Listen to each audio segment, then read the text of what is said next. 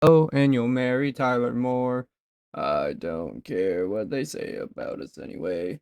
I don't care about that.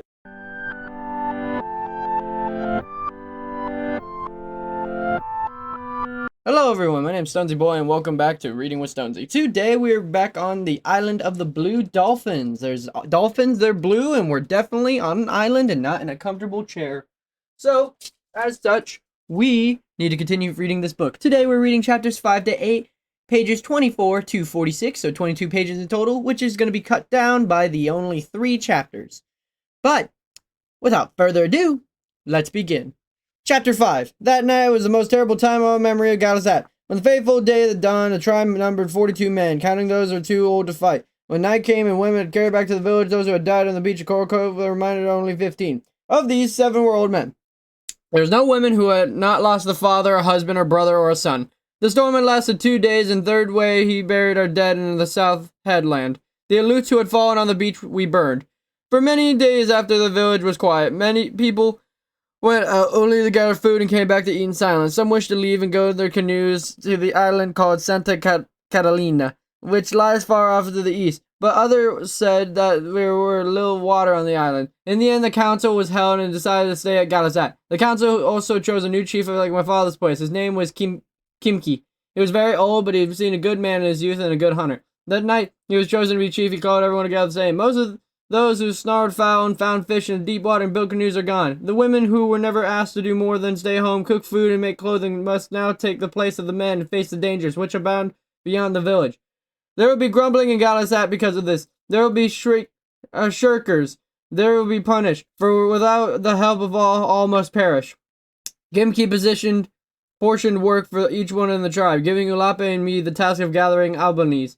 The shellfish grew on the rocks along the shore and was plentiful. We gathered them in low tide baskets and carried them to the mesa before we cut the red flesh from the shell and placed it on the flat rocks to dry in the sun. Ramo had been tasked of keeping the Albanese safe from the gulls, and especially their wild dogs. Dozens of our animals, which had left the village when their owners had died, joined the wild pack and roamed the island. They soon grew as fierce as wild ones and only came back to the village to steal food. Each day toward evening, Olape and I helped Ramos put the Albanese in baskets and carry them to the village for safekeeping.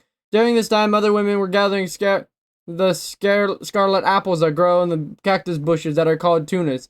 Fish were caught and many birds were netted. So hard did the women work that really fared better than before when the hunting was done by the men. Life in the village would have been peaceful, but it was not. The men had said that the women had taken the task that rightfully theirs, and now they had become hunters. The men looked down upon them. There was as much trouble over the Kimiki decreed, and the work would be again divided. Henceforth the men would hunt and the women harvest. Since there was already ample food to last through the winter, it was no longer a matter who hunted. But this was not real reason why autumn and winter were unpeaceful at Galisat. Those who had died at the Coral Cove were still among us. Everywhere we went on the island or in the sea, whether we were fishing or eating or sitting by the fires of the night, they were still with us. We all remembered someone, and I remembered my father, so tall and strong and kind. A few years ago, my mother had died, and since then, Olape and I had tried to do the task she had done. Olape even more than I, being older. Now that my father was gone, it was not easy to look after Ramo, who was always into some mischief. It was the same as the other houses of Galisat, and more than the burdens which had fallen upon us all. It was the memory of those who had gone that burned our hearts. After food had been stored in autumn and the baskets were full in every house, there was more time to think about them. So that the sort of sickness came over the village, and people sat and did not speak nor ever laugh. In the spring, Kimki called the tribe together, and I had been thinking. He said, during the winter, that he decided that which was there and which why he was been to when he was a boy. It lay many days across the sea, but we would go there and make a place for us. He would go alone, because he would not spare more of our men in our voyage, and he would return. The day of the Kimski left was fair. They didn't want to go to the cove and watch and launch the big canoe. It held 2 baskets of water, enough tunas and dried albany to last many days. We watched while Kimki paddled through the narrow opening of the rock, slowly went through the kelp beds and into the sea, where he waved to us, and we waved back. The rising sun made a silver trail across the water. Along this trail he disappeared into the east. The rest of the day we walked out of the journey. Would Kimki ever reach the far country about which nothing was known? Would he come back before the winter was over? Or never? That night we sat around the fire and talked while we blew and the waves crashed against the shore. Chapter 6. After Kimki was gone to the one moon, he began to watch for the return. Every day someone went to the cliff to scan the sea. Even on stormy days we went. and on days when fog shrouded the island. During the day where there was always a watcher on the cliff, and each night we sat around the fires and wondered if the next sun would bring him home. But the spring came and left, and the sea was empty. Kimki did not return. There were few storms that winter, and rain was light and ended early. This meant that we would need to be careful in the water. In the old days, the spring sometimes ran low and no one worried. But now everything seemed to cause alarm. Many were afraid that we would die of thirst. But there are other things more important to ponder, said Matasaipe, who had taken Kimki's place. Matasaipe went to the Aleuts, for it is now the time of year when they had come before. Watchers on the cliff began to look, and the red sails meeting us held to plan what to do if the Aleuts came. We lacked the men to keep them from landing and to save our lives if they attacked us, which we certain they would. Plans therefore made to flee as soon as their ship was sighted. The food and water were stored in the canoes, and these were hidden in the rocks, and the south ended in the island. These cliffs were steep here, and very high, but we wove a stout rope of bole, kelp, and fastened it with rocks at the top of the cliff so it hung to the water. As soon as the Aleut ship was sighted, we would all go to the cliff, let ourselves down one at a time. We would then leave in our canoes in the island of Santa Catalina. Although the entrance of the coral cove was too narrow for a ship to pass through safely at night, men were sent there to watch the cove at dusk till dawn, besides those who wanted to watch during the day. Shortly afterwards, on a night of fine moon, one of the men came running back to the village. Everyone was asleep, but his cries quickly awakened us. "The Aleuts!" he shouted. "The Aleuts!" It was news we expected. We were prepared for it. Yet there was so much fear in the village that got us that. Mataship strode from hut to hut, telling everyone to be calm and not to lose time packing things that would not be needed. I took my skirt of yucca fiber, however, for I spent many days making it. It was very pretty. It was also my otter cape. And quietly, we fled out of the village along the trail and led toward the place where our canoes were hidden. The moon was growing pale in the faint light of the east when a strong wind began to blow. We had gone no farther than half a league when we were overtaken by a man who was giving a warning. He spoke to Matasip when we all gathered around to listen to him. "I went back to the cove after I gave the alarm," he said. "When I got there, I could see the ship clearly. It is beyond the rocks that guard the harbor. It is a smaller ship than the one belonging to the Aleuts. The sails are white instead of red." "Could you see anyone?" Matasip asked. "No." "It is not the same ship that which was there last spring?" "No." Matasaipe was silent, pondering the news. When he told us to go on where the canoes were and wait for him, where he was going back. In the light now, we went quickly over the dunes and the edge of the cliff and stood there while the sun rose. The wind grew cold, but fearing that those on the ship would be in the smoke and not start a fire, though we had meal to cook for breakfast. Instead, we ate a small quantity of dried out bologna, and afterwards my brother Ramo climbed over the cliff. No one had been down in the rocks since the canoes were hidden, so we did not know whether they were still safe or not. While he was gone, we saw a man running across the dunes. It was Nanko, carrying a message from Matasip. He was sweating in spite of a cold, and he stood trying to catch his breath. We all waited, urging him to talk, but his face was happy, and we knew he brought good news. "Speak," everyone said in chorus. "I have been running for more than a league," he said. "I cannot talk." "You are talking," someone said. "Speak, Nanko, speak," cried many voices. Nanko was having fun with us. He threw out his chest and took a deep breath. He looked around in a circle in a face that he did not understand why everyone was staring at him. "The ship," he said at last, "does not belong to our enemies, the Aleuts. There are white men on the ship, and they've come to the place where Kimki went when he left our island." "Has Kimki returned?" An old man broke in. "No, but it is who saw the white men and told them to come here." "What do they look like?" Galuba said. "There are boys on the ship," said Rama, who had come back with a mouthful of something. Everyone seemed to be talking at once. Manco made a face stern, which was hard for him to do because of the month had been kind of battle with the Aleuts, and ever since it was always seemed to smile. He held up his hand for silence. "The ship was come for one reason," he said, "to take us away from Galisat." "To what place?" I asked. There was good news the ship did not belong to the Aleuts, but where would the white men take us? "I do not know to what place," he said. "Kimki knows, and he has asked the white men to take us there." Saying no more, Nanko turned back and he followed him. We were fearful to where we were going, yet we were happy too. Chapter 7. We took nothing with us when we thought we would have to flee, but there was nothing in excitement as we packed our baskets. Nanko strode up and down outside the houses, urging us to hurry. "The wind grows strong," he shouted. "Ship will leave you." I filled 2 baskets with the things I wished to take, 3 fine needles and a whalebone, and all for making holes, a good stone knife and scraping hides, 2 cooking pots, and a small box made from the shell with many earrings in it. Ulape had 2 boxes of earrings, for she was a Vanir, and then I. And when she put them into her basket, she drew a thin mark with a blue-gray cross around her nose and cheekbones. The mark meant that she was unmarried. "The ship leaves," shouted Nanko. "If it goes," Ulape shouted back, "it will come again after the storm." My sister was in love with Nanko, but she laughed at him. "Other men will come to the island," he said. "They will be far more handsome and brave than those who leave. You are all women with such ugliness that they will be afraid to soon go away." The wind blew with fierce gusts as we left the village, stinging our faces with sand. Ramo hoped hopped along far in the front with one of the baskets. Before long, he ran back to say that he forgot his fishing spear. Nanko was standing on the cliff, motioning us to hurry, but I refused him to let him go back for it.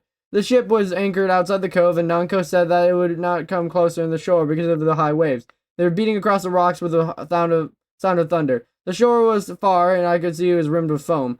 2 boats were pulled up on the beach. Beside them stood 4 white men. As we came to the trail, one of the men beckoned us to walk faster. He spoke to us in a language we would not understand. The men of our tribe, except Nanko and Chief Matasip, were already on the ship. My brother Ramo was there too. Nanko said he had to run on ahead after I told him he would not go back to the village for his spear. Nanko said that he jumped into the first boat that left the coast.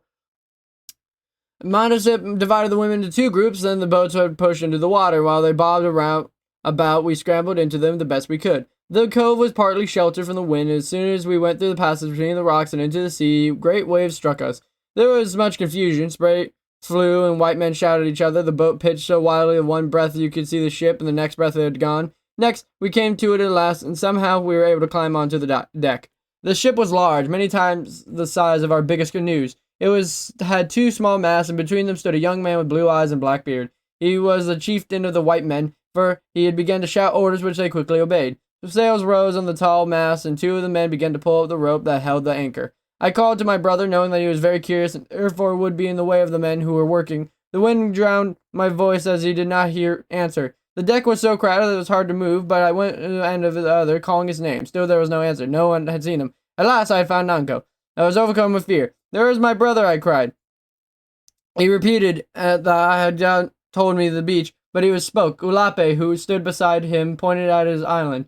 I looked out across the deck of the sea, where running along the cliff with a fishing spear held over his head was Ramo. The sails had filled, and the ship was now moving slowly away. Everyone was looking toward the cliff, even the white men. I ran to one of them, pointed, but he shook his head and turned from me. The ship began to move faster. Against my will, I screamed. Chief Madison grabbed my arm. "We cannot wait for Ramo," he said. "If we do, the ship will be driven in the rocks." "We must," I shouted. "We must." "The ship will come back from him another day," Madison said. "He will be safe. There is food for him to eat, and there is water to drink, and places to sleep." "No," I cried. Madison's face was white like stone. He was not listening. I cried out once more, but my voice was lost in a howling wind. People gathered around me, saying that the Madison had said. Yet I was not comforted by the word. Ramo had disappeared from the cliff, and I knew that he was now running along the trail that led to the beach. The ship began to circle at a kelp bed, and I thought surely that he was going to return to the shore. I held my breath, waiting. Then slowly its direction changed. It pointed toward the east. At the moment I walked across the deck, and though my hands tried to hold me back, flung myself into the sea. A wave passed over my head and went down until I thought I would never behold the day again. The ship was far away when I rose. Only the sails slowed me, though I spray. I was clutching the basket I held of my things, but it was very heavy. I realized I could not swim with it in my arms.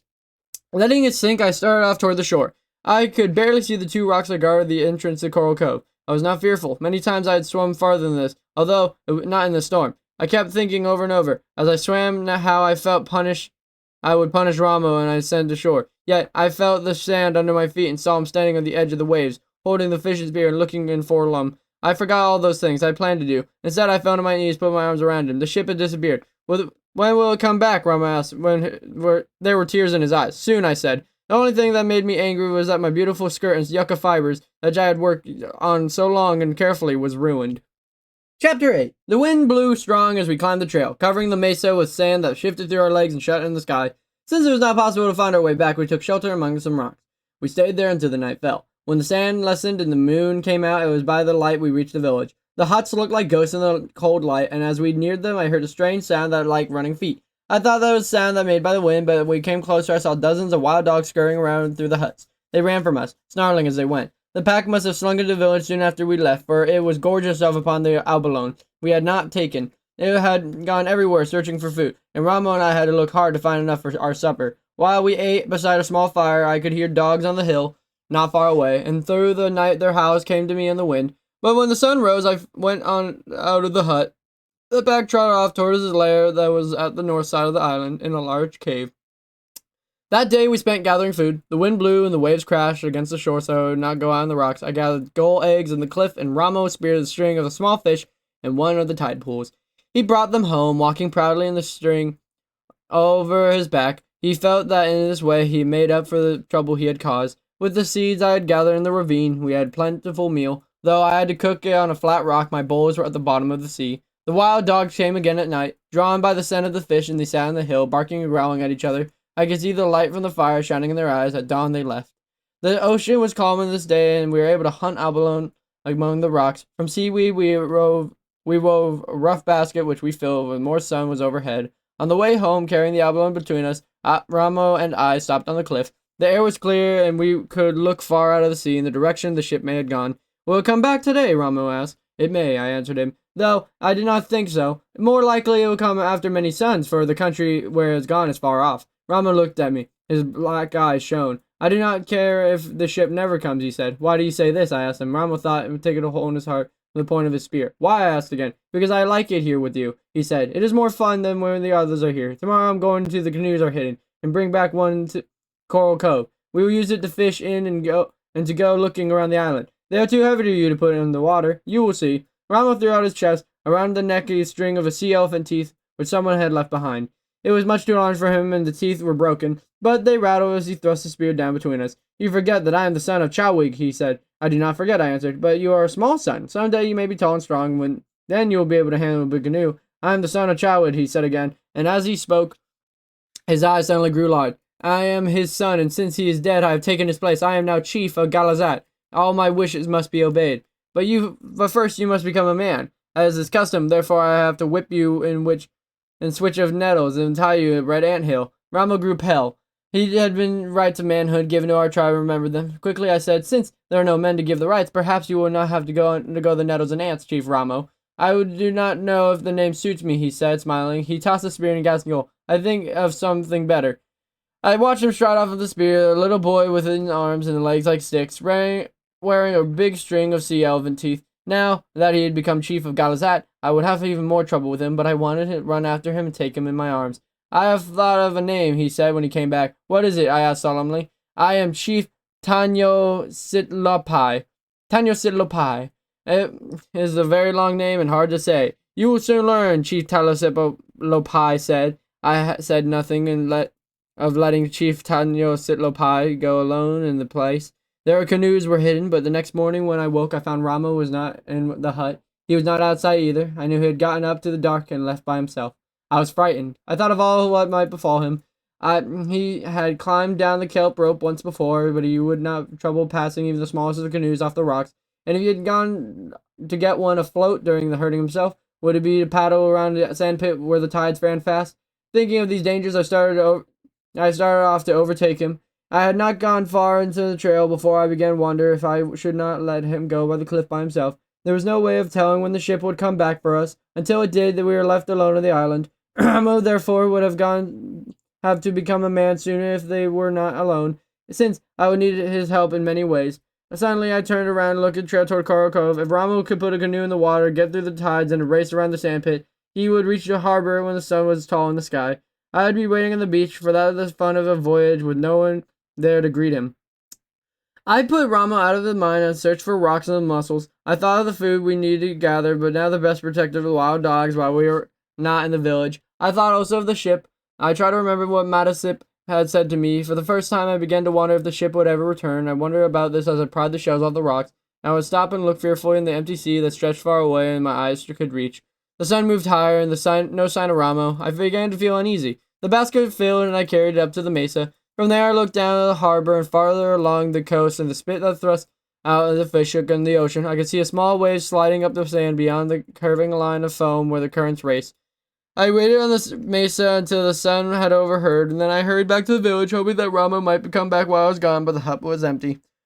Quickly, I dug a hole for shellfish, rolled a heavy stone over the opening to protect them from the wild dogs, and started off toward the south part of the island. 2 trails led there, one of each of the side of the long sand dune. Ramo was now on the trail I was traveling, and thinking that he might be coming back of the sight along the other one, I called to him, and as I ran, I heard no answer, but I did hear, far off, the barking of dogs. The barking grew louder as I came closer to the cliff. It would die away after a short silence start up again. The sound came from the opposite side of the dunes, leaving a trail I climbed upward through the sand at its top. A short distance beyond the dune, near the cliff, I saw the pack of wild dogs. There were many of them, and they were moving around in a circle. In the middle of the circle was Ramo. He was lying on his back and he had a deep wound in his throat. He lay very still. And when I picked him up, I knew he was dead. There were no other wounds from his body and his teeth with wild dogs. There had been dead a long time from his footsteps on earth. I could see that he would never reach a cliff. 2 dogs lay on the ground not far from him, and the side of them was a broken spear. I carried Rama back to the village, reaching it when the sun was far down. Those dogs followed me all the way, and I had laid them down in a hunt. I came by with a club in my hand. They trotted off the low hill. A great big gray dog had long curling hair and yellow eyes, was their leader, and it went last. It was growing dark, but I followed them up the hill. Slowly they retreated in front of me, not making a sound. I followed them across 2 hills and a very small valley, and the third hill of the face of the ledge of the rock. At one end of the ledge was a cave. One by one the dogs went into it. The mouth of the cave was too wide and high, filled with the rocks. I gathered brush and made a fire, thinking that I might push it back into the cave. Through the night I would feed it and push it farther and farther back. But there was not enough brush for this. When the moon rose, I left the cave and went off through the valley and went over the 3 hills to my home. All night I sat there with the body of my brother and did not sleep. I vowed that someday I would go back and kill the wild dogs in that cave. I would kill all of them. I thought of how I would do it, but mostly I thought of Ramo, my brother. That was sad. That made me sad.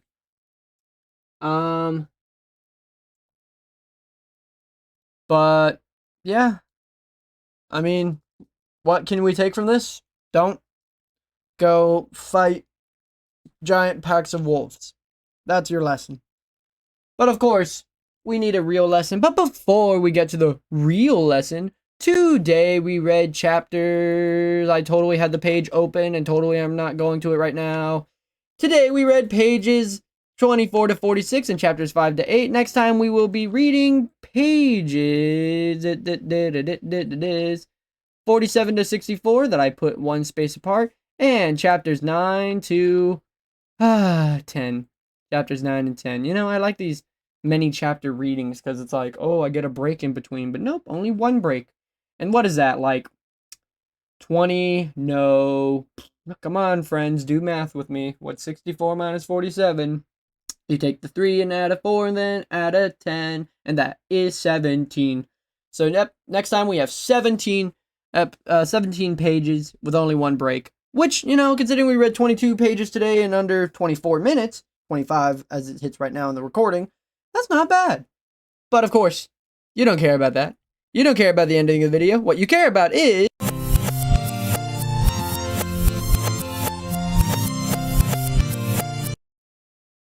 the Curley Coated Retriever, or as I like to call it, the learning corner of the day.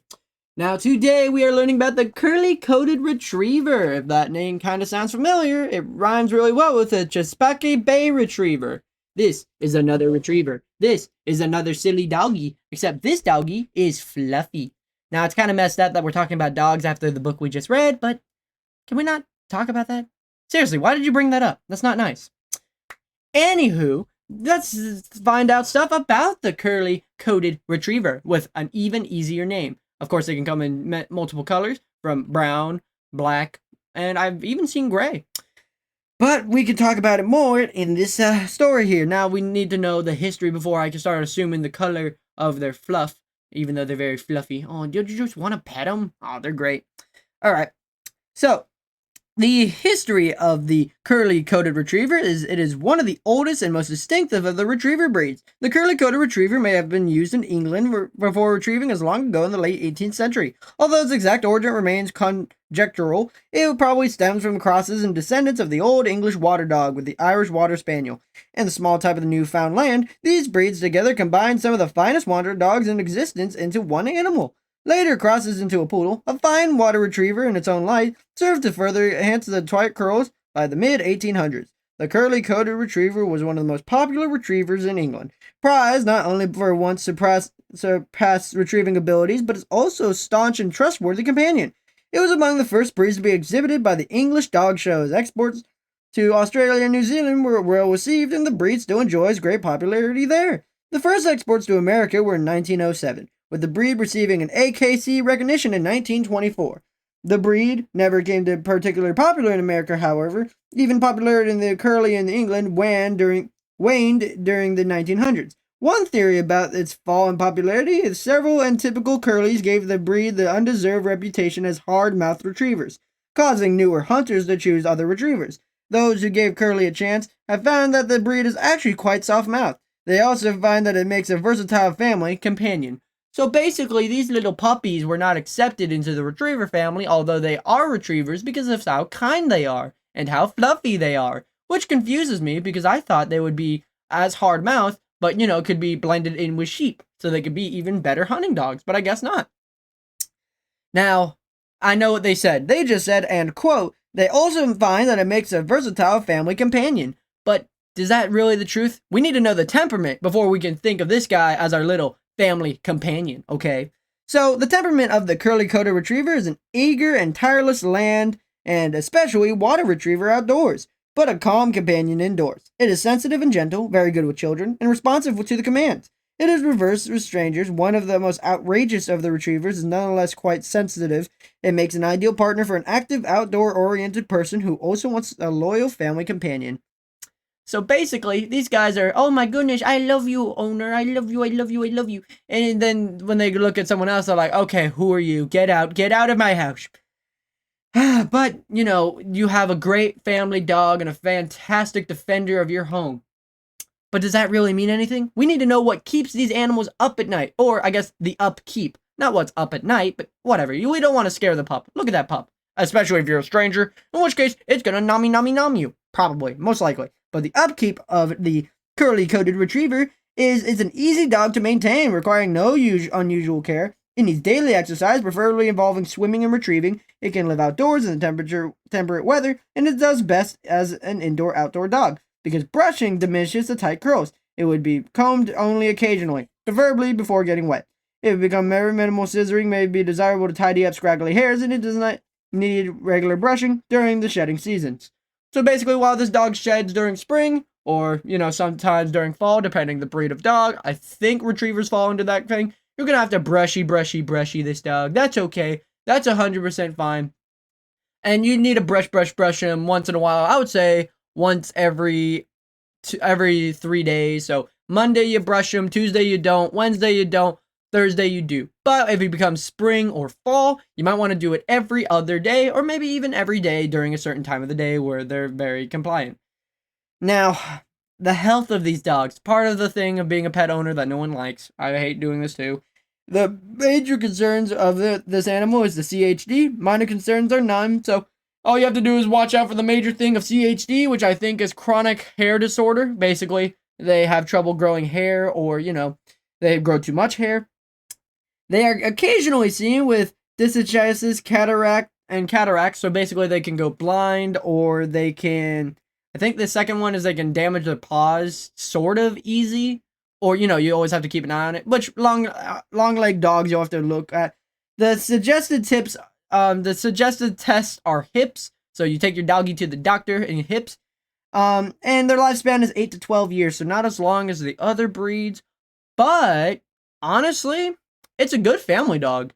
It's a good first dog. It's all saying, it's a pretty good dog. Now, the form and function of these animals, although we have said it's a family dog, they also have a form and function. What if I'm a big strong man or big strong woman? I don't need no dog. So what if we want a dog but no family? Now, the form and function of the Curley Coated Retriever is it is the most graceful and elegant of the retrievers, appearing longer-legged and more agile than the others. It is alert, upright carriage, enabling its mark down enemies easily. Be they fur or feather, it is an active land retriever and a hardy water retriever, able to withstand the rigors of repeated retrievers into heavy thickets or cold waters. Its distinctive coat provides protection from cold and briars and is made up of dense mass of tight curls. Now, basically, this fluff makes them not feel the cold, meaning they can go in the water easier. Now, that's a good thing and a bad thing, because that coat can weigh them down, but apparently, seeing their fur being wet could also mean, hey, my dog was in water when I shot down that duck hunt style, So basically, these dogs are fantastic for if you are a hunter. No matter if you do or don't hunt, or if you're hunting something such as deer, these dogs are fantastic. So not only are they a good family dog, but they're also a good retriever, and, so you can play catch with them, with a ball, or with a duck. I don't know why you'd throw a duck at them, but whatever. Now we have to look at the final thing of today at a glance. The simple numbers. Now, I'm going to explain this right now. 5 means, oh my goodness, I love you, this is the best. 4 means, this is pretty good, all things considered. 3 means it's average, pretty good. I mean, I know Joey over there, the dog, can do it. 2 means it's kind of a problem, or it's pretty low, it could go higher, it could go lower, just something to keep an eye on. And 1 usually means it's the worst. The worst or the best. It could be either or depending on what the tier is. Now, for the energy level, exercise requirements, and playfulness, affection level, and friendliness towards dogs, these are a 3. It's basically the average dog. Hey, can I sniff your butt? Yes, if you can sniff my butt. And they're also very energy, yes. Exercise, yes. Playfulness, yes. They're a silly puppy. They're an average silly doggy. You're not going to find that in a Chihuahua. Chihuahuas are going to go and run everywhere. They have energies of freaking jet planes. That's a lot of energy. This dog, average energy. Now, friendliness towards other pets is a 4. Oh my goodness, they love other pets. Oh my goodness, are you a hamster in a ball? I'm gonna roll you around and then lay next to you. You are my best friend. The friendliness towards strangers is a 2. So basically, it's your call. Hey, owner, I know you invited this person into our home, but do I bite them or do I not bite them? That's up to you. That's just me. Now, the ease of training is a 3. You're going to have some trouble. You're not going to have some trouble. Depending how you treat the breed, depending how you treat the dog. Treat others the way you want to be treated. Same thing for animals. Now, their protection ability is a 2. Now, they might ask you, hey, you want me to bite this guy? But they might just bite and then feel bad about it. So, it's a 2. Now, their grooming requirements, and this is where number 1 becomes either really bad or really good, is a 1. You want that grooming requirement to be very low because grooming can become a chore if it's way too much. I know certain animals, such as the husky, have a grooming requirement of like 5 million because I used to own a husky and I loved him very much, and his name was Smokey, and I really miss him. He died a few years ago. It made me sad. He was a big marshmallow, and I'm hoping to get another husky like him. But that's besides the point. Grooming requirement is a 1. You need to brushy this dog and make him your perfect little Barbie girl in his own Barbie world. Only sometimes. The cold tolerance is at a 4, which I think is the first for a cold tolerance going up to 4. Yep, with the Cheats Bay Retriever being the first for a heat tolerance up to 4. So yeah, cold tolerance up to a 4. This doggy loves the winter. And don't think that coat fools you, because the heat tolerance is a 3, which is average. Basically, it can go outside in the heat and be okay, which makes no sense to me. Oh, did you guys hear that loud boom in my microphone? That was lightning. I'm in a thunderstorm right now. It's very beautiful. I'm in a hurricane. I think it's called Hurricane Donna. I don't know. That's just the time of the recording. I'll be fine. But yeah, the average weight, no matter if they're male or female, is 60 to 70 pounds. So these are big doggies. And the height for a male is 25 to 27 inches, and for a female is 23 to 25 inches. Now, are these actually ever measured by inches? I couldn't tell you. But that's what I'm going to say they are. And what I'm also going to say is, that's the end of the episode. So, I hope you guys have a super fantastic, wonderful day. Be polite, be efficient. I hope you guys enjoyed your dog fact of the day. I hope you guys enjoyed the Island of the Blue Dolphins number 2. So, without further ado, super fantastic, wonderful day, and I'll see you guys next time. Bye-bye.